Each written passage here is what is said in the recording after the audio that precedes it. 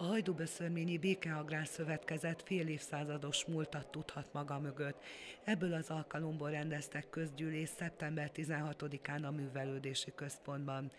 Az ünnepségen elsőként Kutasi Sándor elnök mondott beszédet, aki előjáróban az utókor megbecsüléseként felolvasta az alapító tagok nevét, majd a kezdetekről szólva elmondta, hogy a város akkor legfiatalabb termelő szövetkezetét 1955. június 27-én alapították. Mintegy 127 kataszteri holdon kezdték meg működésüket, és közel fél év elteltével területük 556 holdra nőtt. Az elnök a 60-as évek kapcsán megfogalmazta, ez az időszak a fejlesztéseké volt, és meghatározó jelentőséggel bírt, hogy 1963-ban Bornál Lajos került a szövetkezet élére. Az új vezetés a magas színvonalú munka mellett tette le voksát.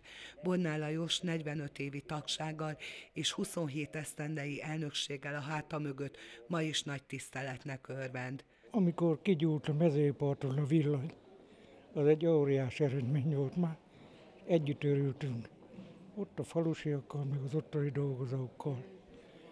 A másik pedig, mikor áttértünk a pénzügyi fizetésre, és ez be is jött. Ez nagy öröm eredmény volt, meg minden objektum megléténél örültünk az eredményeinknek. Bánatunk talán az, hogy több százan vannak, akik már nem lehetnek itt, és ők is ebbe az eredményekbe részesei voltak, ezért innen nekik is köszönöm.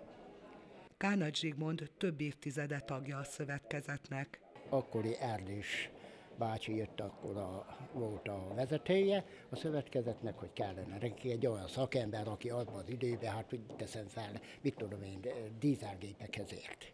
És értem jöttek, hogy nem vállalnám el egy darálónak a működtetését. Így kerültem be a szövetkezetbe, és még 60-as évekig addig mindig ezt a munkakört töltöttem be.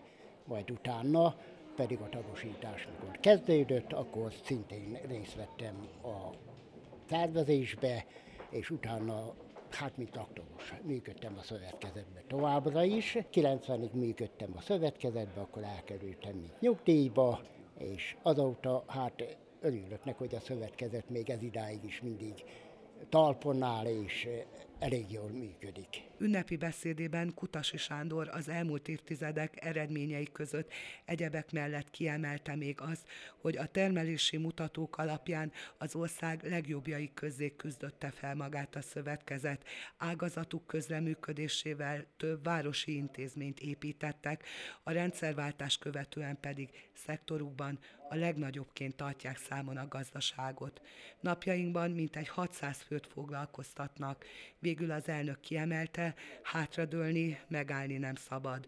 Folyton keresni kell az újat. Mindenesetre az nagy eredmény, hogy jelenleg is az ágazatnak minden része működik, és így még komplett ebben a nehéz mezőgazdasági helyzetben is ez a mezőgazdasági termelés.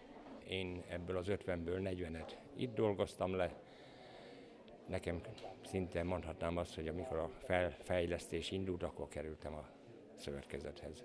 A rendezvényt jelenlétével Gráf József földművelésügyi és vidékfejlesztési miniszter is megtisztelte, aki maga is több mint 3,5 évtizede dolgozik az ágazatban. A tárca első embere beszédében a mezőgazdaság jelenlegi helyzetéről, a fejlesztési irányokról szólt, és az agrárkormányzat nevében elismerésként serleget adományozott az 5 évtizedes múlttal rendelkező Békeagrár Szövetkezetnek. Ezt követően Nagy Sándor politikai államtitkár adott hangot tiszteletének és megbecsülésének, majd Kiss Attila országgyűlési képviselő gratulált a jubiláló gazdaságnak. Ezt követően az ünnepség résztvevői egy időutazáson vehettek részt. Oláh Imre filmjének segítségével megidéződtek a régmúlt eseményei.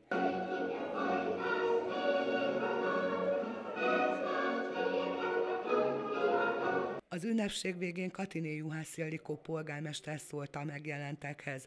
A szövetkezet töretlen fejlődését méltatta, majd megbecsülésként polgármesteri elismerő oklevelet nyújtott át Bornál Lajos és Kutasi Sándor elnököknek.